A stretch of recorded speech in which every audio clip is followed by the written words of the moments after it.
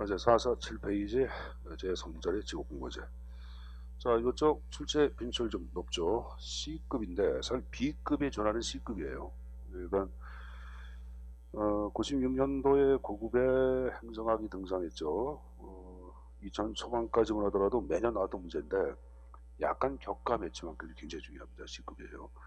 출제 포인트를 보시면은 수립 요건, 실적지의 관계, 그다음에 직업공무원 제도의 위기. 원래 직업공무원 제 본질을 위협하는 각종 요소들이 있습니다. 그걸 위기라고 얘기하는데 그 형태를 묻는 것들 각각 C급이에요. 자, 일단 직업공무원제를 여러분 이해하기 위해서는 칠판을 잠깐 보자. 자, 우리 영어에서 파악하고 있는 직업이라는 단어는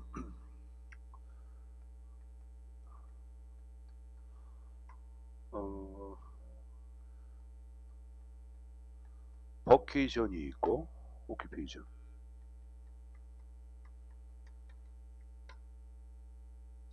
근데 요 놈은 여러분들 우리가 한자로 직업할 때 쓰거든. 직업. 요 단어는 이제 라틴어 가운데 버케노라고 하는 브루노 말. 버케노. 자, 우리 성당 나가시는 분들 성소라고 들어봤어요? 하나님의 부르심. 그럼 여러분들 칼백의 직업 소명설 다 들어봤지? 직업은 하늘이 준 천직으로 파악하잖아. 직업에는 기천이 있다 없다? 없다. 그래서 이거는 하늘이 내려준 직업이야. 하늘의 소명이야. 야, 선생님이 지금 강의하고 있다는 하늘한테 준 직업이야. 나는 그럼 열심히 강의해서 학생들 자체가 도움을 주게끔 노력을 다해야 되겠죠. 이걸 부여받을 직이라고 그러죠. 이게 직이지. 하늘이 내려준 부여받을 직자. 이거는 먹고 살기 위한 직업이야. 우리가 직업을 가지고 있는 가장 큰 이유 중에 하나는 뭘까? 생계 유지 아니야. 이거야. 생업의 업이죠.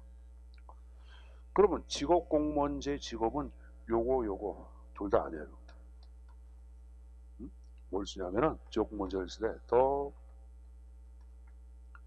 캐리어 퍼블릭 서비스란 말이 있어. 그러니까 이걸 번역할 때 여러분들 캐리어란 말을 번역할 때는 뭐라고 번역을 해? 가장 많이 쓰는 거. 그죠? 경력. 경력이라면 안 쓰지. 이거는 전 생애에 걸친 직업이야. 생애 직업. 그래 보자. 여기 퍼블릭 서비스야. 우리가 공무원을 얘기할 때 가장 많이 쓴 단어가 뭐예요, 여러분들?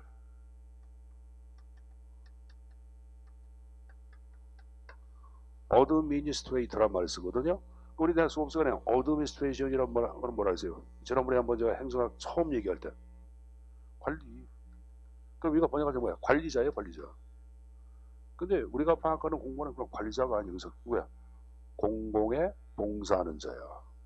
공공, 국가나 국민을 위해서 봉사하는 자. 그럼 앞에 전 생애에 걸쳐서 국가나 국민에게 봉사하는 자, 이게 바로 직업공무원이에요. 그러면 여기 보자. 가장 중요한 두 가지 요소를 파악할 수 있어. 하나는 뭘까요, 여러분들? 그래서 보자. 강력한 생애 직업, 신분 보장이 전제가 돼야 돼, 안 돼야 돼? 돼야 되겠죠. 또 하나 뭐가 있어야 돼? 국가나 국민을 위해 봉사한다고 하는 사명감이 있어야 돼, 없어야 돼? 있어야 되겠죠. 그래서 이제 직업공무원제도는 요걸 이제 전제로 한 상태에서 개념을 한번 읽어보자. 자, 개념이 굉장히 중요한데 개념을 암기하지 마시고 개념을 토대로 직업공무원제도의 수립 요건을 알고 가야 돼.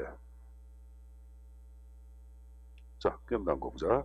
직업공무원제란 사회에 첫 발을 내딛는 젊은이들이 자, 공직을 그 다음 뭐로 나왔어요? 명예로운 직업. 명예로운 직업. 그 다음에 전 생애를 보낸다 이렇게 나왔죠. 제가 생애 직업 얘기했잖아. 공직을 명예로운 직업이란 말은 특정한 사명감을 갖고 자긍심을 갖고 살아간다 그런 말이에요. 그죠? 그 다음에 그 밑에 정권능한 인재, 공직 매력, 능력과 업적에 따라 승진기에 높은 지위까지 올라갈 수 있게 한 인사제도를 직업공무원제도라고 얘기합니다. 개념을 좀 읽어보라는 얘기야. 거기 여러분들 3번 나온 거고 직업공무원제도 자체의 등장은 유럽 대륙의 14세기, 15세기의 절대 군주 체제 하에 양성된 군인제도, 상비군 제도로부터 지금 얘기한 직업공무원 제도가 탄생합니다. 직업군이야, 직업군인. 상비군, 직업군인을 얘기하는 거예요. 이건 이제 우리가 얘기하는 직업공무원제의 시발점을 얘기하고. 자, 4번 나온 거 보자. 국가공무원법에서는 경력직 공무원을 자, 뭐라고 얘기하는지 보자. 실적과 자기에 따라 임명되고 신분이 보장된다. 평생도록 공무원으로 근무하는 것이 예정되는 공무원이라고 정의하고 있다. 이렇게 나왔어 안 나왔어? 나왔죠. 그러면 경력직 공무원 자체가 바로 보다 직업공무원제 원칙에 적용받고 있음을 우리가 알 수 있어 없어? 있죠. 근데 내가 이걸 굳이 얘기한 이유는 뭐냐? 시험 문제를 출제하시는 분들은 제가 사학한 분이라고 얘기했죠. 문제를 맞으라고 그래, 틀리라고 그래? 문제를 틀리라고 얘기했지. 자, 그럼 물어보자. 우리나라 국가공무원법에서는 직업공무원을, 봐봐, 직업공무원을 실적과 자기에 따라 임명되고 그 신분이 보장되는 공무원으로서 평생토록 공무원을 근무할 그 예정된 공무원이라고 정의하고 있다. 규정하고 있다. OX. X야 X. 국가공무원법에서는 직업공무원 제도에 대한 규정이 없습니다. 경력직 공무원을 규정하고 있는 거지 국가공무원법에서는 직업공무원 제도에 대한 개념 규정이 있다 없다? 없다.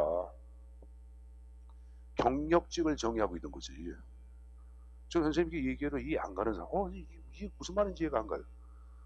국가공무원법에서는 직업공무원제에 대한 규정이 있다 없다? 없다. 대신 경력직 공무원을 규정하고 있고 경력직 공무원에 대한 개념이 바로 보다 직업공무원제의 원칙이 적용되고 있음을 우리가 알 수 있다 그 말이지.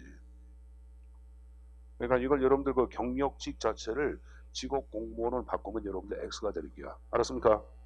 그 단순한 내용 같지만 시험제로 많이 틀립니다. 자, 그럼 일단 제가 개념을 얘기했는데 특히 개념에서 밑줄 친 것들이 있죠. 명예로운 직업, 전세계, 정고령한 인재, 공직 매력, 능력, 업적에 따라 승진, 높은 시. 이것이 굉장히 중요한 단어, 키워드들이야. 자, 그럼 여러분들 이런 키워드를 토대로 한 장을 넘겨보자. 바로 쌍가로 3번의 수립 요건이 나오죠. 수립 요건을 말씀드리겠습니다. 자, 그럼 다시 앞에 집어봐. 개념에 밑줄 친 것, 명예로운 직업이란 말이 나오죠. 그럼 공직을 명예로운 직업으로 파악하기 위해서는 제일 먼저 공직에 대한 투철한 사명감이 전제가 돼야 되겠죠? 1번에 공직에 대한 사명감 확립이란 말이 나온 거예요. 다시 앞 페이지. 자, 두 번째 밑줄 전생이란 말이 나와. 그러면 전 세계를 보낸다는 것은 강력한 신분 보장이 전제가 돼야 되겠지. 또 이게 보자. 집권 정당이 야, 걔 잘러. 그럼 잘리면 신분이 보장이 되는 게 안 되는 거지. 그럼 뭐가 있어야 돼? 정치적인 중립. 그래서 두 번째 나온 게 정적 중립 및 신분 보장이란 말이 나왔죠. 여러분들 전 세계를 보내기 위해서는 공무원들의 능력을 계속 좀 개발시켜줘야 되겠죠. 이게 바로 3번에 재직자의 능력 발전, 능력 개발이 있어야 한다 그 표현이에요. 자, 현재 보자. 현재 전 세계를 공직에 헌신했어요. 이제 나이가 먹고 늙고 노쇠했어요. 그럼 늙고 노쇠해도 안심하고 퇴직할 수 있는 연금 제도가 좀 있어야 있어야 되겠지. 그래서 여러분들 4번에 적절한 퇴직 연금 제도의 확립이란 말 나왔죠, 여러분들. 여러분 전 세계를 보낸다는 것은 인력 계획 장기야, 단기야? 인력 계획을 어떻게 해? 장기로 해야 돼, 단기로 해야 돼? 장기로 해야지. 그래서 그 밑에 장기적 인력 계획. 선생님 보세요. 자, 선생님이 세무직으로 들어갔어요. 근데 세무직 자체를 담당하는 일이 없어졌어. 그럼 내가 여러분 그 없었다는 것은 여러분들 전 생애를 보내기 위해서는 다른 일도 해야 돼. 관세일, 일반 행정일도 해야 되겠고, 그죠? 교육 행정일도 해야 되겠고, 그죠? 그럼 두루두루 여러 가지를 하는 것을 전문가라 그래, 일반가라 그래? 일반가 잘했어요. 그래서 여러분들 거기 5번에 옆에 끝에 동시에 승진 및 전직의 융통성이란 말 나왔지? 거기다 화살표 놓고 일반과 양성이라고 적어놓으세요. 일반과 양성. 일반과 양성을 일반 행정과 양성 다 좋아요, 여러분들. 일반과 양성, 일반 행정과 양성 다 같은 말들입니다. 다시 앞 페이지. 자, 밑줄 친 거. 자, 뭐가 나왔어요? 정고 유용한 인재란 말 나왔지? 그래서 여러분들 6번에 우수한 젊은이의 채용이란 말 나왔어, 안 나왔어? 나왔죠? 정고 유능에 늙고 무능에. 정고 유능에. 늙은 사람 안 뽑아. 정고 유능에. 그래서 여러분들 젊다는 것은 나이의 연령의 제한을 둔다 안 둔다? 둔다. 그래서 거기 여러분들 7번에 연령의 제한이란 말로 왔는데, 자 여기 보자. 직업공무원제도는 유럽에서 발생해. 근데 유럽은 참 희한한 나라가 학력하고 여러분들 능력하고를 유사하게 비례관계를 해서 그래. 그래서 학력도 좀 제한하는 특징이 있습니다. 잘 생각해보자. 워낙 공무원 시험 볼 때도 학력에 좀 제한 규정이 있어 없어? 여러분 생각해보자. 지금 여러분들 공무원 시험 볼 때 앞으로 여러분들 전문 과목이 다 필수가 돼버려. 그거 다 아실 거예요. 뭐 사회, 수학 다 빠진다고 빠져버리는데, 그럼 여러분들 그렇게 하는 이유가, 우리나라 같은 경우에 지금 생각해보자. 고등학교 졸업한 사람, 고등학교만 졸업한 사람들이 많을까? 여러분들 2년제 이상 대학을 졸업한 사람이 더 많을까? 좀 여러분들 아마 주변에 있는 친구들 보면 대부분 여러분들 최소한 2년제 이상 대학들은 다녀 안 다녀? 다니거나 졸업했을 거예요. 그래 안 그래요? 그렇죠. 그러니까 시험 과목 같은 경우에도 여기에 맞춰서 이런 과목을 바꾼 거예요. 이게 이제 워낙은 이 지금 얘기한 식으로 국공무원 자체에 고등학교 출신도 시험 볼 수 있게 해줘야 한다. 그래서 과목을 고등학교형으로 바꿔야 한다. 그러니까 누가 얘기해? 이명박 정부 때 이명박이 얘기한 게야. 그러니까 이명박이 얘기한 걸 여러분 술자리에서 얘기한 걸 여러분들 맹영구라고 하는 당시에 행정자치부, 그게 이제 당시에는 여러분들 중앙인사행정기관인데 맹하게 그걸 그대로 해가지고 고등학교에 과목을 집어넣어 버린 게야. 이전까지만 하더라도 여러분 전문에 대한 과목이었어요. 그러니까 좀 난리가 난 거예요. 그래서 사회하고 여러분들 뭐 수학하고 과학하는 공지 들어가니까 행정법 모르고 세법 모르고 아무것도 모르잖아. 업무가 마비돼 버린 거야. 그래서 여러분 내부에서 여러분들 이게 불만이 굉장히 많았고 신규 채용의 방법을 과거로 돌아가자는 얘기가 계속 나왔었거든요, 여러분들. 그래서 그걸 여러분들 다시 지금 문재인 정부, 박근혜 정부 때부터 논의가 됐어요. 논의가 돼가지고 인사혁신처장을 지냈던 연세대학교에 그 양반 누가 그 양반 인사혁신처장 때를 직제 다 개편해가지고 워낙은 한 2년 전부터 감옥을 다 바꾸려고 했어요. 근데 이제 정권이 바뀌고 중간에 이제 박근혜 잘리고 막 그랬잖아요, 여러분들. 그 저기 뭐야 그 소환당하고 아니 소환이래요. 그 해임당하고. 그래서 여기 이제 감옥 변경이 약간 늦었는데, 그럼 과목 자체도 보자. 행정학, 행정법, 세법, 회계학 이런 과목들은 고등학교 때 배워, 대학에서 배워. 대학에서 배우죠. 그럼 여러분들 잘 생각해봐. 우리나라 같은 경우에도 공무원 시험 과목에다가 대학의 전문 과목을 집어넣었다는 것은 암암리에 학력의 제한을 두고 있다고 볼 수 있어 없어? 있는 거예요, 여러분들. 있는 거예요. 있는 거예요. 이게 이제 뭐 여러분들 장단점이 있어요. 그럼 고등학교만 마친 사람들은 공무원 될 수 없냐? 아닙니다. 여러분 과거에도 여러분들 기능인재 추천 채용제 해가지고 고등학교를 졸업한 사람을 대상으로 별도로 공식에 뽑아 10%를 뽑아왔어요. 근데 그 이명박 대통령이 그러한 세세한 내용까지 알아 몰라. 몰랐죠. 그러니까 제도 자체가 이상하게 바뀌어버린 거예요. 맹영규라는 사람도 몰랐던 것 같아요. 하여간 이제 우리나라 인사제도는 이명박 정부 때 다시 후퇴가 돼. 그리고 박근혜 정부까지 올라가고 문재인 정부 때 다시 여러분들 요것이 회복돼서 원상태로 올라가고 있는 거지. 근데 내가 이런 얘기를 왜 하냐면은 고등학교 교과목을 계속 여러분들 공무원 시험 과목에 돈을 넣게 되면 뭐가 있냐면은 고등학교 때 공부 잘했던 애들만 공지에 들어갈 수 있는 기회가 만들어져 안 만들어져. 그것도 문제가 돼요, 여러분들. 문제가 돼요. 그러니까 어떤 경우 지금도 그런 게 발생하는데 그 상위 여러분들 그 수능 시험에서 뭐 10% 이내 되는 애들이 공무원 시험을 합격을 시켜놓고 여러분들 안 가. 그럼 졸업 유예까지 유예가 돼. 여러분 만약에 2학년 때 1학년 합격을 하잖아. 4학년 마칠 때까지 여러분 공부를 안 해도 돼. 3년 4년 유예가 돼. 그럼 그 다음에 여러분들 4년 지나고 난 다음에 여러분들 민간 기업에 뭐 대기업이나 비교해 볼 때 대기업 못 갔다 그러면 공무원 되면 돼 안 돼? 되죠. 그럼 계속 이게 여러분들 악순환 연속 아니야. 그래서 이 고등학교 때 공부 잘했던 애들이 계속 여러분들 혜택을 보는 것도 문제가 많잖아. 그래서 감옥에 대한 여러분들 변경 얘기가 많이 나왔던 거고, 요새 나오는 게 이제 경찰직 같은 경우에는 벌써 7급 같은 경우에는 영어하고 여러분들 한국사 자체가 검정 시험으로 바뀌어서 안 바뀌어서 공인 영어, 공인 국사 형태로 바뀌었어요. 그래서 시험을 별도로 안 봐. 그리고 그 지금 얘기한 공인 영어하고 그 한국 사람들 검정 시험만 점수 합격, 일정한 점수만 절대 평가로 합격하면은 여러분들 영어하고 여러분 한국사 시험이 없다고. 그 과목이 전문화되고 있자고. 그것도 조만간에 그 형태가 도입이 될 거예요, 여러분들. 그래서 먼저 지금은 7급의 공직 적격성이라는 게 있어요. PSAT. 행정고시 보는 거. 그게 여러분들 2020년도부터인가 7급에 도입이 돼. 도입이 돼가지고 그 과목 자체가 도입되면 여러분들 뭐 전문 과목, 행정학, 행정법 이런 과목을 가고 그것하고 시험 볼 거예요, 여러분들. 근데 그것을 한 3년? 2, 3년 시행하고 나면 그것도 그 형태로 또 바뀔 거예요. 근데 여러분들랑 관계가 없지. 그렇게 시행되려고 그러면 앞으로 5년, 6년 지나야 돼, 안 지나야 돼. 지나야지. 그때 여러분들은 다 현직에 있을 텐데. 그래서 공무원 시험 과목에 관한 내용들로 지금 굉장히 좀 얘기가 좀 개편 얘기가 많이 나오고 있어요. 많이 나오고 있는데. 자, 어쨌든 간에 자, 7번에 자 연령과 학력에 제한 얘기했습니다. 굉장히 중요한 표현이야. 다시 앞에 이제.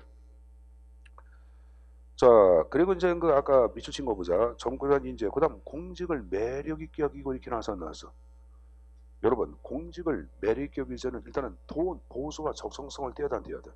떼야지. 그래서 다음 페이지 보시면은 8번에 보수의 적정화란 말이 나왔을 거예요. 또 공직에 대한 사회적 평가가 높아야 되겠죠. 그래서 9번 나온 게 공직에 대한 사회적 평가가 높아야 한다. 그런 말 나온 거예요. 다시 앞에 이제. 자, 능력과 업적에 따라 승진이란 말이 나왔어. 그럼 다시 뒷페이지에 10번에 능력에 의한 임용 기회를 충분히 보장 이렇게 나왔어. 나왔죠, 여러분들. 자, 다시 앞에 이제 높은 지위까지 올라간다 이렇게 나왔죠. 자, 세판을 잠깐 보자. 자, 공직 구성 형태를 얘기할 때는 개방형이라는 게 있고 폐쇄형이라는 게 있어요. 폐쇄형은 공직의 최하위 계층에만 문호가 개방된 것이 바로 폐쇄형이고, 개방형은 모든 계층의 문호가 개방된 걸 얘기해. 자, 물어보자. 상층부에 결혼이 발생했어. 그 외부 인사가 쭉 들어오는 것은 개방형이야, 폐쇄형이야? 개방형이죠. 그럼 내부 사람들은 승진 잘 돼, 안 돼? 안 됩니다. 개방형은 막 치고 들어오니까 얘는 승진이 안 돼. 폐쇄형은 여기에만 문호가 개방된 게야. 그러니까 외부 사람 안 들어오니까 쭉쭉쭉 잘 올라가죠. 그럼 높은 지위까지 승진 잘 되는 것은 폐쇄형이 돼야 돼, 개방형이 돼야 돼? 폐쇄형. 자, 그래서 수립 요건 마지막 공직의 형태가 폐쇄형이 돼야 한다. 그런 말 나왔어. 여러분들. 그 시험 문제는 이 수립 요건 자체를 묻는 문제가 예로 많이 나와. 자, 날개 보자. 직업 공무원제가 수립되기 위해서는 연령 및 학력의 제한이야, 연령이나 학력의 제한 완화야? 제한 완화라 그랬죠. 그래서 그 표현은 또 X가 돼야 하는 거예요. 알았습니까? 그래서 그 형태는 숙지해서 내용을 좀 가져갔을 필요가 있습니다. 선생님 보자.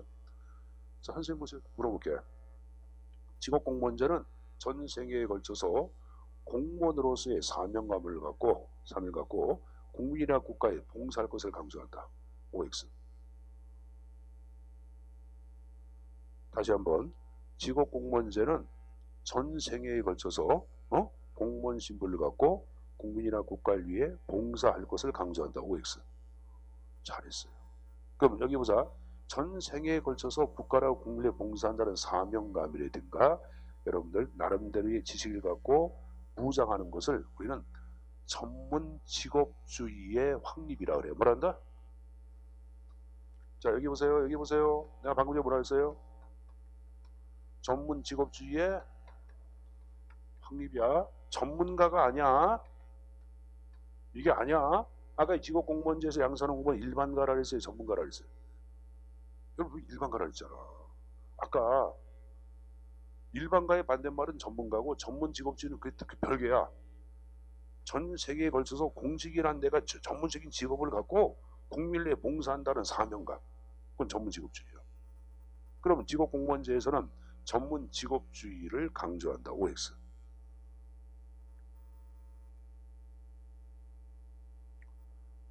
다시 한번. 힘들어. 그냥 가자. 자, 4서 9페이지에 날개 보세요. 날개 보시면은 직업공무원제는 전문 행정주의가 전문가주의를 얘기하는 게야. 그건 저희 하지만은 전문 직업주의는 강조한다. 그런 말 나와 안 나와? 나왔죠. 좀 틀린 거래잖아요. 전문가주의하고 여러분들 스페셜리스트라고 하는 전문가주의하고 거기 여러분들 프로페셔널리즘은 완전히 틀린 거예요. 의미가 틀린 거예요. 선생님 보자. 공무원 자부심을 갖고 국민을 위해서 봉사하면서 여러분들 내가 나름대로의 사명감을 무장하고 지식을 무장하고 열심히 일하는 거, 이건 뭐야? 그거는 프로페셔널리즘, 전문 직업주의야. 전문 직업주의. 한 가지에만 능통한 것은 전문가주의고, 직업공무원제도를 얘기할 때는 전문가주의가 아니야. 아까 일반가 양성 얘기했죠? 그걸 여러분들 일반가주의, 일반주의라 그래. 알았습니까? 근데 전문 직업주의하고 전문가주의는 같은 게 아니야. 다른 거야. 전문 직업주의는 내가 좀 전에 얘기했죠. 공전 자부심, 자신의 직업에 대한 자부심을 갖고 사명감을 갖고 국민에서 봉사하고 또 지식으로 무장하고 그런 걸 뭐란다? 전문 직업주의. 그러니까 그 날개에 대한 표현도 숙제에서 내용을 가져갈 필요가 있습니다. 어려운 표현이야. 어려운 표현이야. 그거 좀 숙제에서 가져가세요.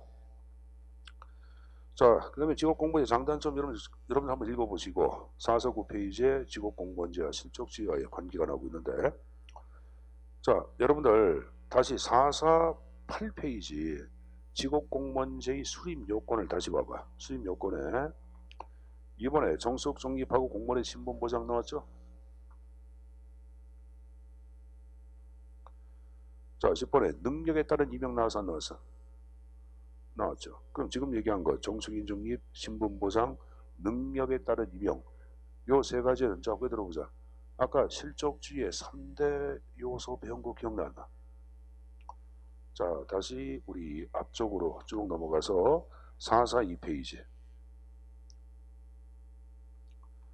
자, 442페이지의 박스에 실적주의의 장점에 내가 니은번의 능력에 따른 임용, 니은번의 정숙인 중립, 니은번의 신분보장, 이걸 실적주의의 3대 요소라고 얘기해서 했어요. 했죠? 다시 뒤쪽 보자.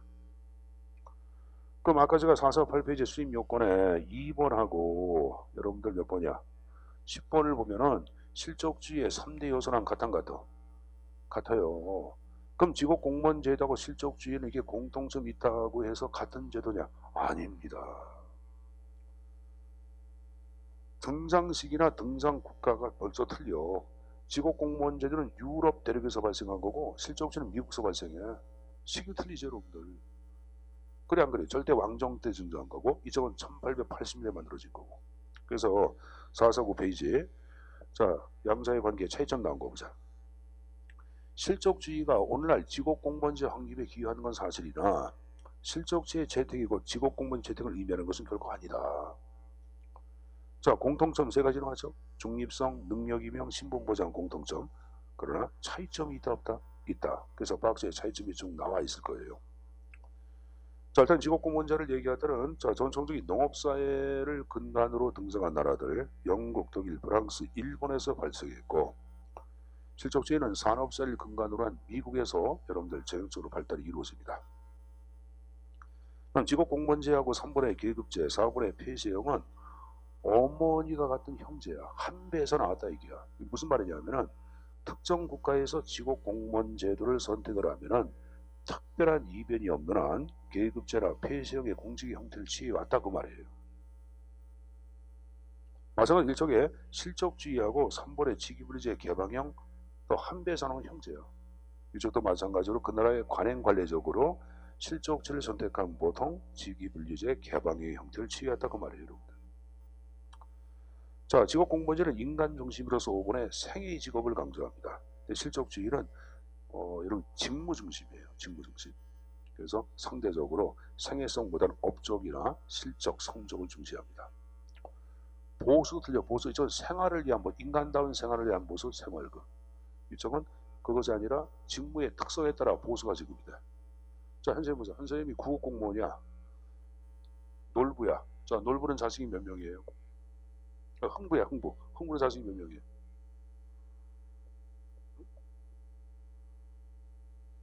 흥부는 자식이 어떤 생은 10명, 12명, 15명, 24명까지 나와. 책마다 틀려, 여러분들. 책마다. 그러니까 흥부는 자식이 많다고 생각합니다. 제일 많은 게 24명이니까 내가 24명이 자식 갖고 있어. 야, 대단하네. 24명 그럼 누가 떠올라? 자식 24명 가진 조선시대 왕. 세종 아니야? 세종이 자식 24명이었지. 자, 현재 보자. 어쨌든 간에 선생님이 24명의 자식이 있어. 구급공무원이야. 그러니까 국가에서 뭐라 그러냐. 네가 비록 구급이라고 하는, 잘 들어보자, 단순한 직무를 수행한다 하더라도 부양가족이 많기 때문에 내가 보수는 이만큼 줄게. 이건 생활급이야, 직무급이야? 생활급. 직무가 뭐냐? 야, 네가 막 부양가족 24명, 30명 다 필요 없어. 네가 담당하는 여러분 직무는 막 구급이란 단순한 직무를 수행해. 이만큼 받아가. 이건 뭐야? 직무급. 그러면 생활급, 직무급 가운데 인간미가 있는 것은 뭐야? 생활급이지. 그래서 여러분들 거기 직업공무원 제도에 뭐가 나왔어요? 좀 전에 5번의 인간 중심, 실적주의는 직무 중심 그런 말 쓴 거예요. 그래서 그 밑에 비합리성, 감정이나 정서를 강조하는 게 직업공무원제고, 그렇죠? 합리성, 보다 객관성, 전문성, 과학성. 이 말 이해했어요? 비합리성은 인간적이면 정적인 측면 그런 걸 강조한 걸 얘기해. 합리성은 그게 아니야. 메마른 사람들, 냉정한 사람들. 야, 저 사람 합리적이다 그런 말이 써서 그것도 합리성이에요. 직업공무원제는 경력 중심으로서 일반과 양성 강조하지만 실적지는 상대적으로 전문가 양성을 강조합니다. 자, 일반가는 선생님 보자. 학원에 상담 직원이 있어. 여러분들 공무원 상담하는 사람들 일반가의 전문가야.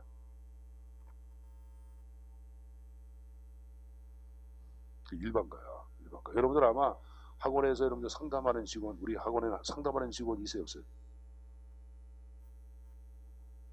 자, 여기 보자. 여기 보자. 우리 학원은 있나 없나. 자, 보통 여러분들 그 상담 직원을 뽑으면은 실무 교육 많이 필요하지도 않아요, 여러분들. 하루면 돼. 하루만 딱 받으면 여러분들 상담할 수 있다고. 자, 근데 학원에 여러분들 국어 선생이 갑자기 그만뒀어. 그럼 새로운 사람 뽑아야 돼, 안 뽑아야 돼? 그럼 아무나 뽑아, 여러분들 전문가를 뽑아야 돼. 국어라는 전문가. 그 아무나 임명이 하기 쉬운 것을 인사 배치의 신축성이 뛰어나다 그래. 그럼 당연히 일반가가 신축성이 뛰어나겠죠. 그래서 인사 배치의 신축성, 직업공무원제. 실적지는 전문가 양성이다 보니까 인사 배치의 비신축성이라는 말씀이 있는 거예요. 10번 한번 읽어보시고. 그래서 양자의 관계를 묻는 문제도 가끔 나오기 때문에 내용 정리해서 가져갈 필요가 있습니다. 자, 이제 한 장을 넘겨서, 자, 오늘 직업공무원제는 그 본질에 많은 여러분들 위기를 맞고 있어요. 새로운 인사제도에 의하여 그를 대표하는 게 세 가지 형태가 쭉 나와 있을 겁니다. 그 하나가 개방형 인사, 두 번째 나온 게 대표관료제, 세 번째 후기관료제, 세 가지 형태로 쭉 나와 있는데, 일단은 개방형 자체는 저기 들어보자. 우리나라는 1996년도에 국가공무원법하고 정부 조직법이라는 게 있어요. 그 법제를 개정을 해. 그래서 개방형 직위를 공식적으로 도입을 해. 그럼 물어보자. 아까 직업공무원제도는 개방형을 전제로 했어요? 폐지형을 전제로 했어요? 폐지형 전제로 했지. 그래서 지금 얘기한 직업공무원제 본질, 폐지형을 전제로 하는 직업공무원제 본질에 많은 위협을 주고 있다고 표현이에요. 알았습니까? 자, 그다음에 대표관료제는, 자, 칠판을 잠깐 보자.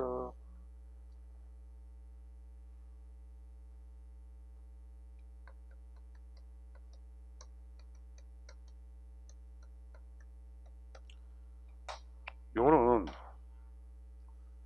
특정 집단을 대표하는 관료야. K라고 하는 특정 집단을 대표하는 관료, 이를 위해서 공직 할당의 방법을 활용합니다.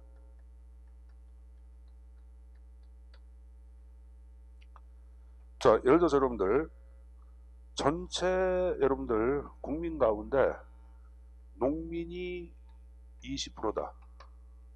그럼 농민의 인권과 농민의 권리를 대표하기 위하여 농민들한테 공직을 20% 할당시켜주는 제도예요. 왜 그럴까? 농민이 갖고 있는 삶의 애환은 농민이 잘 알아 몰라. 아니까 네가 공무원 돼가지고 농민을 위해 정책 만들고 정책 집행에 걸리게 하는 거야. 알았어요? 그럼 대표가 이제 임용 방식이 능력에 따른 임용이야, 출신 성분 비율이야. 출신 성분 비율이야. 그래서 우리나라 같은 경우에도 이 대표 관리 제도가 한국에 도입이 돼 있어요. 그래서 우리가 뒤에서 배우는데 인사혁신처에 균형인사 지침이라는 게 있습니다. 그래서 이 균형인사 지침이 한국의 대표 관리제인데 이 방식 갖고 여러분들 양성평등 채용 목표 제도 있잖아. 양성평등. 한성 자체가 30% 이상 꼭 여러분들 임용되도록 그런 제도가 있거든요. 하여간 이제 요 지금 얘기한 대표 관리제는 임용 방식 자체가 여러분들 직업공무원제 틀려. 그래서 이러한 제도의 활성화는 대표 직업공무원제의 여러분들 본질을 위협하고 있다고 보고 있는 거고. 다음 세 번째 후기 관리제를 얘기할 때는, 자, 여기 보자. 자, 영어에서 이것을 포스트 브루크라시라는 말을 쓰는데, 내가 영어에서 포스트란 말은 다음에 나오는 내모를 비판한다 안 한다? 비판한다. 그럼 브루크라시 관료제란 제도를 얘기할 때는 강력한 신분 보장을 전제로 한다고 배웠을 게야. 여러분 행정학과의 사회에서 배우는 사람들도 전임직에 근거한 강력한 신분 보장을 전제로 하는데, 후기 관료 제도가 최근 여러분들 다양한 형태로서 활성화되고 있어요. 그 후기 관료제를 얘기할 때는 그런 말 그대로 요거를 비판한 게 포스트야. 요걸 번역할 때 후기 아니면 탈로도 번역해. 벗어나다 그 말이에요. 그럼 관료제를 비판한 이론이야. 그래서 후기 관료제는 신분 보장의 임의성을 전제로 합니다. 자, 예를 들어서 여기 보자. 이 후기 관료제를 대표하는 게 뭐가 있냐면은 우리 조직이론 공부하신 분들 에도크라시 배운 거 기억난다. 에도크라시를 번역할 때 뭐라고 번역을 했어요? 임시체제. 임시체제니까 당연히 신분 보장이야. 신분 보장의 임의성이야. 임의성이죠, 여러분들. 그래서 이러한 신분 보장의 임의성을 강조하는 후기 관료제도도 직업공무제의 본질 위협하고 있다라고 언급을 합니다. 자, 여기서 위기까지 내용 좀 정리해서 가져가시고, 자, 배운 거 잠깐 정리하고 계속 진도록 하겠습니다. 자, 일단 여러분들 447페이지 직업공무원제. 자, 하나 물어보자. 한국은 국가공무원법에서 직업공무원제에 대한 규정이 있다 없다? 없다. 단 경력직이 직업공무원제 원칙에 적용받고 있음을 우리가 해석할 수 있다. 그 의미를 해석할 수 있다 이렇게 계세요. 자, 한 장을 넘겨보자. 자, 장가로 3번에 직업공무원 수립 요건을 얘기할 때, 자, 물어보자 여러분들. 연령과 학력의 제한 완화야, 제한이야? 제한이야. 자, 여기 보자. 공직의 구성 형태가 개방형이야, 폐쇄형이야? 폐쇄형, 폐쇄형이라 했어요. 자, 여러분들 직업공무원 제도 자체하고 실적주의에 공통점 3가지가 있다고 얘기했을 거예요. 하나가 뭐야? 능력에 따른 임용. 또 하나 신분보장. 또 하나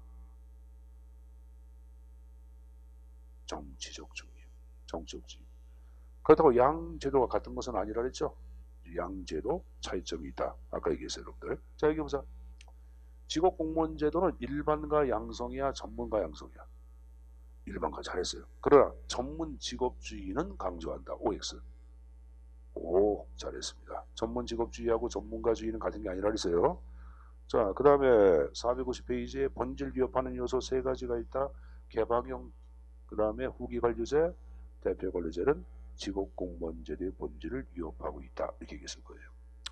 자, 봤습니다. 절을 바꿔서 제4절에 중앙인사행정기관에 관한 형태. 출제가 거의 안 나와요. 그러니까 96년부터 지금까지 벌써 몇 년이에요, 여러분들? 오, 30년 가까이 되죠, 여러분들? 거의 안 됐나? 하여간 여러분들 뭐 20 몇 년 됐는데 중앙인사행정기관제를 낸 적이 거의 없는 것 같아요. 그만큼 출제 빈출이 없다고 봐야 되겠지. 그렇지만은 기본적인 특징 몇 가지는 좀 가지고 가야 돼. 자, 일단 중앙인사행정기관이 무엇인가 나온 거 보자. 한 국가의 인사행정을 정책을 수립하고 그 집행을 총괄하는 기구를 중앙인사행정기관이라고 언급을 하고 있는 거예요.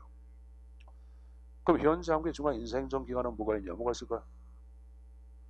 인사혁신처가 있습니다. 뭐가 있다? 인사혁신처가 우리나라 중앙인사행정기관이야.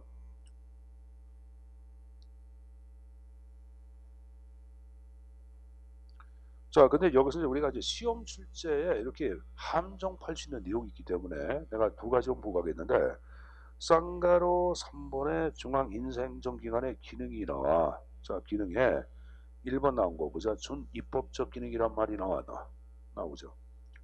자, 의회가 진행한 법률적 범위 내에서 규칙을 지정한다 그런 말 나와. 나오죠, 여러분들. 나오죠. 자, 고개 들어보자. 자, 여러분들 그 행정법이나 사회시간에 법원의 여러분들 계보를 배웠을 게야. 법원의 계보. 법의 근원지. 맨 위에 최상위법은 뭐야? 헌법. 그 밑에 법률이 있죠. 그 밑에 우리가 얘기하는 행정부의 령이 있어 없어? 명령이 있어 없어? 명령을 다른 말로 뭐라 그래? 시행령, 대통령령. 그 밑에 뭐가 있어요? 부령이 있고. 부령을 뭐라 그래? 규칙이라고 얘기하죠. 자, 근데 여기 보자. 행정부령 자체를 명령 얘기했죠, 여러분들. 그 대통령령. 그리고 이 부령보다 위에 있으면서 규칙의 형태를 지닌 게 있어요. 바로 총리령이야. 뭐가 있다? 총리령. 자, 근데 여기 보자. 자, 우리나라 중앙인사행정기관 명칭 얘기해보세요. 좀 전에 뭐라 그랬어요? 좀 전에 여러분 입으로 인사? 그래요. 인사혁신처. 지금 내가 인사혁신처라 그랬다.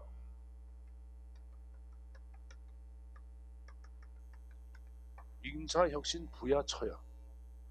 우리나라 각 부는 장관이야. 각 부의 책임자는 노동부 장관, 여성부 장관, 장관이야. 근데 처의 처장을 얘기할 때는 차관급시야. 그럼 물어보자. 부령을 제정하는 사람은 당연히 장관이야, 차관이야? 어? 장관이야. 장관이야. 그럼 여러분들 만약에 우리나라의 중앙인사행정기관은 법률에 법률에 의해서 인사 문제에 관한 부령을 지정할 수 있다. OX. X죠.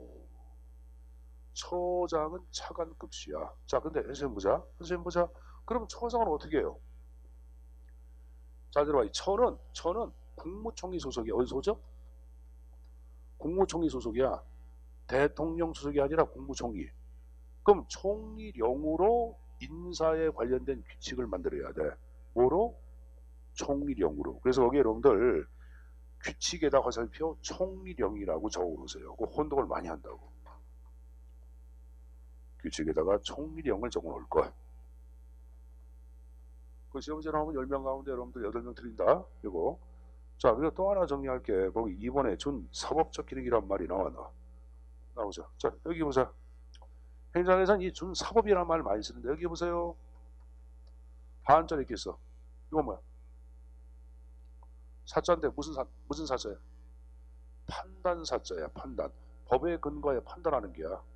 그래서 재판하는 것은 법에 근거해 판단, 재판하는 거예요, 여러분들. 재결 내리는 거예요. 법적인 판단. 그럼 이 준사법적 기능은 사법부가 하는 건데, 사법적 기능은 근데 행정부에서도 준사법적 기능을 수행해요. 이게 법적 판단을 내린다고. 이게 뭐가 있냐면은 인사행정 산하기구 가운데 소청심사위원회가 있어요. 뭐가 있다? 소청심사위원회. 그래서 여기 소청심사위원회는 위법 부당한 처분을 받은 공무원. 내가 너무 억울해. 나 징계받을 이유가 없어. 그럼 나는 소청을 제기해. 어디에다가? 소청심사위원회. 나 징계받을 사유 없어요. 억울해요. 이런 식으로. 그럼 이에 대해서 여러분들 재결이 재판이야. 재판 기능이야. 선생님 근데 이게 뭐가 이상해요? 자, 여기 보자. 자, 우리 공부를 하신 분들은 위원회 가운데 행정위원회 배운 거 기억날게요. 공부하신 분들은 행정위원회 자체는 여러분들 잘 들어봐라. 부서 편제에 있어서 독립성을 띈다 안 띈다? 부서의 장으로 독립이 돼 있어. 무슨 말이냐? 행정위원회의 결정에 대해서 부서의 장은 관여할 수가 없어요. 즉 소청심사위원회의 여러분들 재결 기능에 대해서 인사혁신처장은 관여할 수가 없습니다. 그럼 이제 문제를 볼게요. 인사혁신처장은 준사법적 기능을 수행한다. OX. X죠. 소청심사위원회지. 이거 내면 10명 가운데 9명 틀려. 그래서 적어놓으세요. 준사법적 기능에서 인사혁신처장 기능 X라고 적어보세요. 인사혁신처가 아니라 처장. 처장 기능 아니다 이렇게 계세요.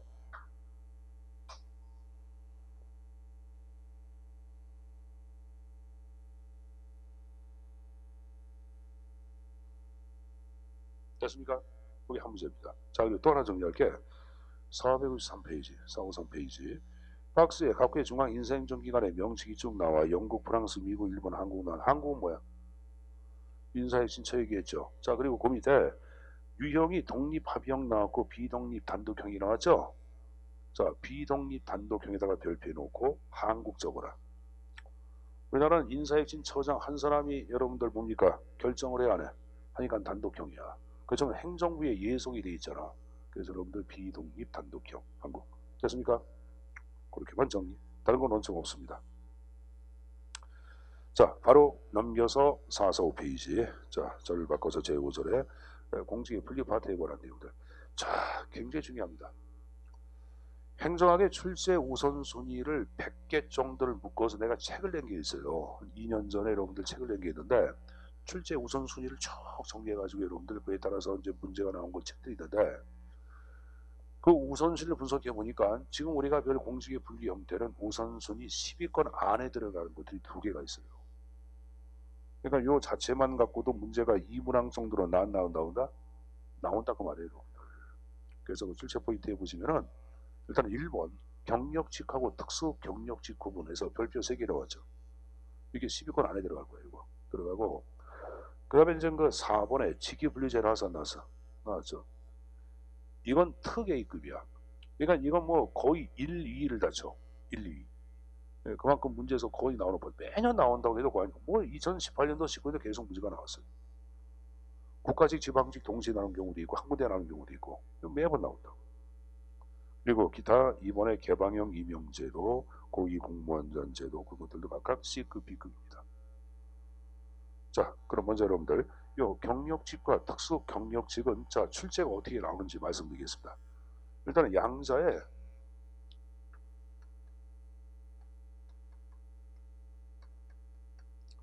구분 기준을 묻는 게 한 문제예요. 어떻게 양자를 구분하는지. 구식인 여러분들 내용이나 예를 묻는 것들 한 문제. 자, 그럼 여러분들 경력직을 잠깐 좀 보자. 개념 보자. 개념 외우지 마시고 아까 잠깐 봐서 실적과 자격에 따라 임용돼도. 자, 현재 보자. 그럼 실적은 시험 볼까 볼까?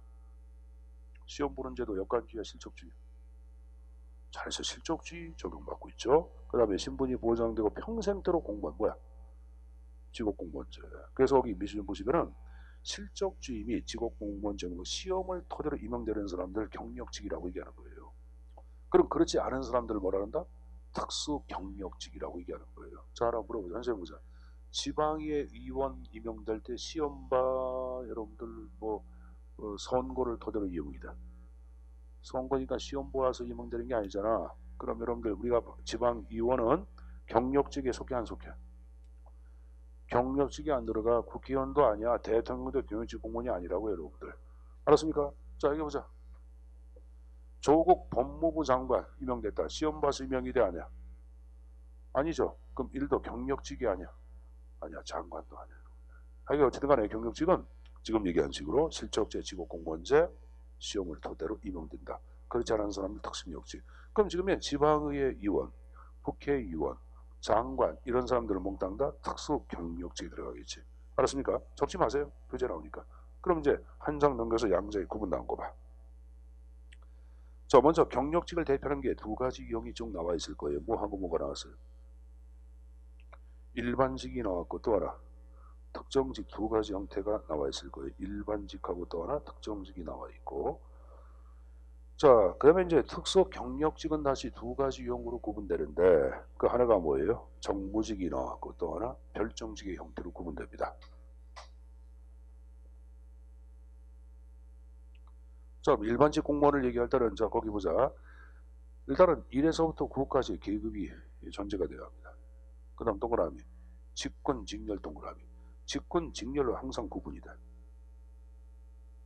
일반직이요.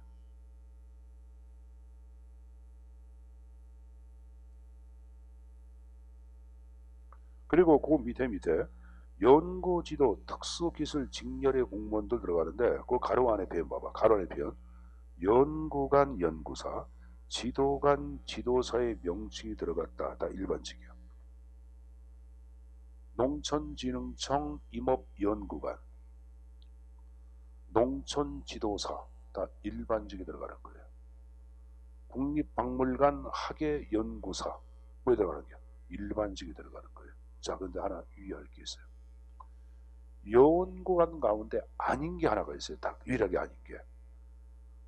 자, 헌법재판소에 헌법연구관이 있는데 자, 표정 보세요. 특정직 보세요. 밑에 특정직. 특정직 세 번째 줄 보시면 중간에 헌법재판소 헌법연구관이라고 나오죠. 밑줄. 이건 연구관이지만 예적으로 뭐에 들어간다? 특정직에 들어갑니다. 구분해서 가지고 와야 돼.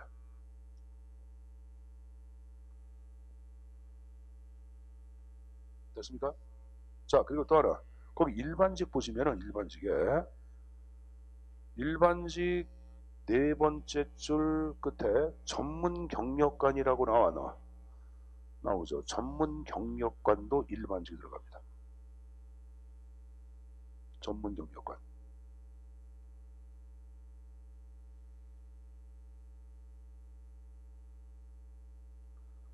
자, 이번엔 특정직 나온 거 보자. 특정직은 법관, 검사, 외무공무원, 경찰공무원 쭉 나와 있죠, 여러분들. 특수 분야 업무를 담당하는 사람들. 그 다른 법률이 특정직으로 지어놓은 공무원들. 자, 무슨 말이에요? 여기 보자. 경찰공무원법이라고 있지. 경찰공무원법은 경찰공무원은 특정직에 속한다. 이런 식으로 규정이 되어 있다고. 네, 특정직이에요. 자, 근데 이 특정직에다가 하나 적어놓자. 그러다가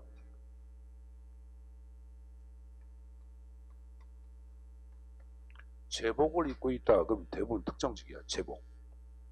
이건 여러분들 어떤 규정이 아니라 선생님이 착안한 건데 보통 제복을 입고 있더라고. 이렇게 보니까.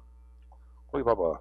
법관검사 제복 위반이고 입죠. 옆에 경찰 공무원 제복. 그 밑에 군인도 제복. 그죠? 네 번째 줄 소방 공무원도 제복을 위반이고 있죠.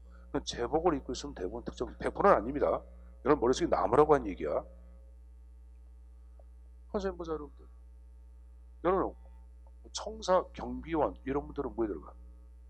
제복 입고 있다고 특정직 그러면 되는데 안 되죠. 청사 경비원 이런 분들은 외부 용역으로 와서 일하는 분이 굉장히 많이 계시고 어?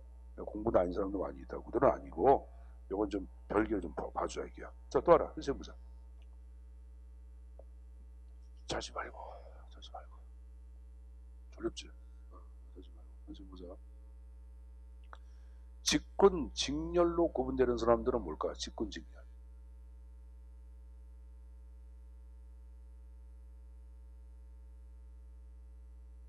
좀 전에 뭐라 했어? 거기 뭐 일반직 봐봐. 응? 일반직. 선생님 보자. 행정직군, 행정직렬 일반직이야. 행정직군, 행정직렬, 세무직료 일반직이야. 행정직군, 행정직렬, 교육행정직료 일반직이야. 자, 그럼 물어보자. 교정직 공무원 제복 위반이고 입죠. 그러니까 특정직이다. OX. X예요. 교정직 공무원은 행정직군 교정직렬에 속해. 그래서 그분들은 일반직이에요. 일반직이라고. 코 운동을 많이 한다고.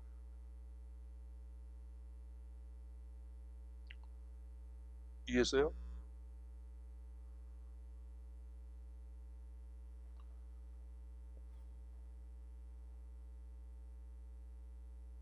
자, 그리고 이제 특정직 가운데 여러분들 제복을 입고 앉지만 특정이 되는 사람도 있습니다. 외무공무원 나왔죠? 교육공무원, 학교 선생님들. 학교 선생님들 교육공무원이에요. 그분들 왜 들어간다? 특정직.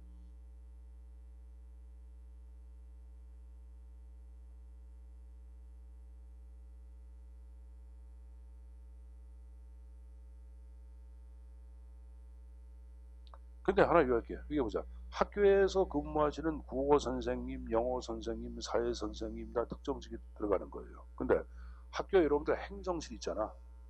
행정실에 근무하시는 분들은 뭘까?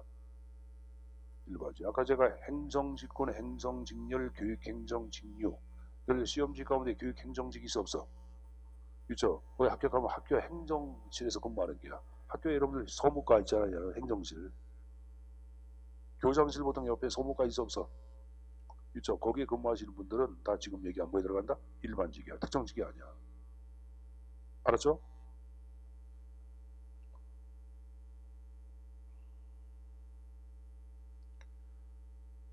자, 그 다음 여러분들 계속 봐봐.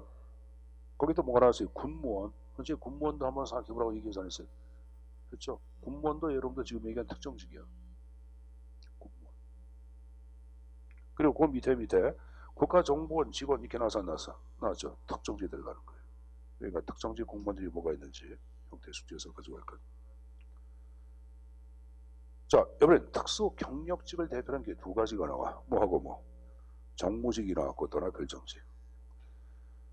자, 정무직은 나온 거 보자. 선거로 취임하거나 임명할 때 국회의 동의가 필요한 사람들. 대통령 선거죠. 국무총리. 여러분들 국회의 동의가 전제가 돼야 안 돼. 되죠. 고도의 정책 결정 담당 누가 해? 장관이 하죠. 자, 근데 고도의 정책 결정 업무를 담당하거나 이런 업무를 그 다음 보조하는 공무원들 누구? 차관이야. 차관. 그 장차관도 정무직 들어가요. 거기 다섯 번째 줄 거대 대통령, 장차관, 국무총리, 각 처의 처장. 자, 각 처의 처장도 차관급이라고 얘기했죠. 그리고 그 다음 밑줄 청장. 이때 청장은 중앙행정기관의 청장을 얘기하는 거야. 자, 여기 보자. 선생님 보자. 중앙행정의 청장은 병무청, 병무청장 이런 식으로. 기상청, 기상청장 이런 식으로. 국세청, 국세청장 다 뭐에 들어간다? 정무직이야. 자, 근데 현재 보자. 인천지방국세청장. 이 사람은 중앙청장이 아니야. 지방청장이지. 그럼 지방청장은 현재 뭐에 들어갑니까? 일반직이야. 서울지방병무청장 일반직이야. 제주조달지청장 일반직이야. 무슨 말인지 알았습니까?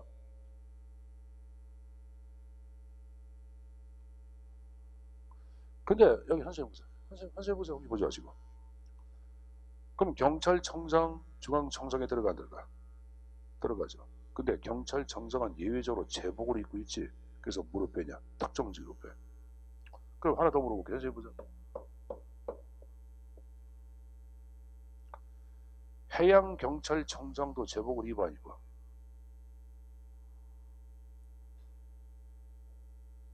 제복 입고 있어요. 그분도 특정직이더라. 소방청장도 제복을 입어 안 입어? 있죠. 그래서 특정직이 들어가는 거야. 자, 여러분들 검찰청 총수 뭐라 그래? 검찰청의 꼭대기에 계신 자, 우리 이런 말씀하지 대갈통 미안합니다. 욕하지만 욕하는 편이다. 꼭대기에 계신 분들 뭐라 그래? 검찰청장이라 그래, 청장이라 그래. 그건 이제 총장이란 말 있어. 그들도 특정직 들어가. 거기 여러분 특정직 나온 거 봐.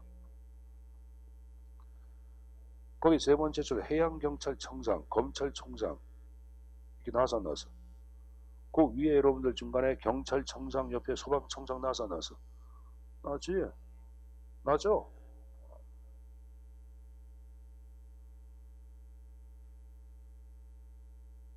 구분해줘야 합니다. 그러니까 청장이라고 다 정무직이 아니라 제복 입은 청장은 특정직으로 빼고 있구나 숙제서 가지고 갈 거야. 알았죠? 다시 보자. 다시 정무직 중간에 끝에 국가정보원장과 차장, 감사원장. 다시 보자. 서울특별시장 선거를 토대로 임용된다. OX. 정무직이 들어가는 거야. 그리고 선생님 보세요. 정책 결정 담당하는 사람들 정무직이다. OX. 잘했어요. 정책 결정 담당하는 사람들 정무직이야. 응? 그럼 날 봐봐. 분명히 여러분들 입으로 정책 결정을 담당하는 사람들 정무직이라 했다. 헌법재판소 재판관은 정책 결정을 담당한다. OX. 사사기. 대통령 탄핵 심판 오서 있어요. 헌재사잖아. 정책 결정 담당하는 게 위헌 판결들이잖아. 그래 안 그래요? 그럼 헌법재판 재판관은 비록 제복을 입고 있지만 정책 결정을 담당하기 때문에 정무직. 거기 헌법재판소의 재판관 이렇게 나와서 안 나왔어. 맞지? 자, 그 다음 중앙선거관리위원회 상임위원 밑줄 정무직이에요. 근데 혼동을 많이 하는 게 맨 밑에 각조를 보세요. 각조 10번 나온 거 봐. 광역단체 지방선관위에 상임위원이 있어요. 지방선거관리위원회. 인천광역시 지방선거관리위원회 상임위원들 이런 사람들은 다 일반직에 들어갑니다. 뭐에 들어간다? 일반직.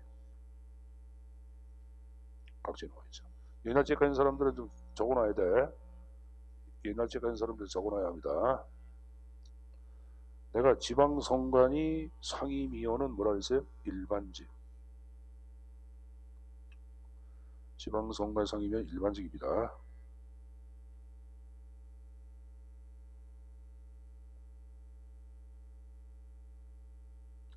중앙선관위 상임위원은 뭐에 들어가? 중앙선관위 상임위원. 정무직.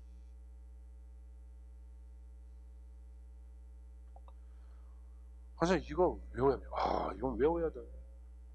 내가 여러분 출제 우선 10위권 아래 들어간다 그랬잖아. 이거 외우기 어떻게? 자, 별정직 나온 거 보자. 밑줄 비서관, 비서 밑줄. 보조 업무 수행하는 사람들 별정직 들어갑니다. 그래서 네 번째 줄 끝에 비서관, 그 다음 밑줄 국회 수석 전문위원 별정직인데, 자, 맨 밑에 보세요. 각주. 수석이 빠진 그냥 전문위원은 뭐로 나와? 일반직이야. 수석자가 들어간 전문위원은 별정직이고 수석이 빠진 전문위원은 뭐다?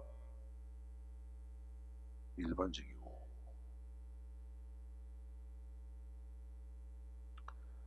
자, 그리고 맨 밑에 줄 비서 여러분들 중앙행정기관의 차관보 밑줄. 차관보도 장차관 업무를 보좌하기 때문에 별정직에 들어간다고 보시면 됩니다. 자, 일단 제가 여러분들 국가공무원법에 관한 내용들 4가지 형태 공직 유형을 얘기를 했는데 아마 좀 머리에 정리가 안 될 거예요. 그러니까 여러분들 쉬었다 할 테니까 쉬는 시간 때 다시 한번 전반적인 체제를 한번 훑어보세요. 한번 2번만 읽으면 체계가 이렇게 틀이 만들어져요. 여러분들 이게 인지구조 이게 이렇게 형성이 돼. 이렇게 인지구조 머릿속에 이렇게 인지구조 형성이 된다고. 그러니까 환상에 갔다 오고 10분 정도 쉬면서 다시 한번 정리를 하도록 하십시오. 좀 쉬었다 하겠습니다.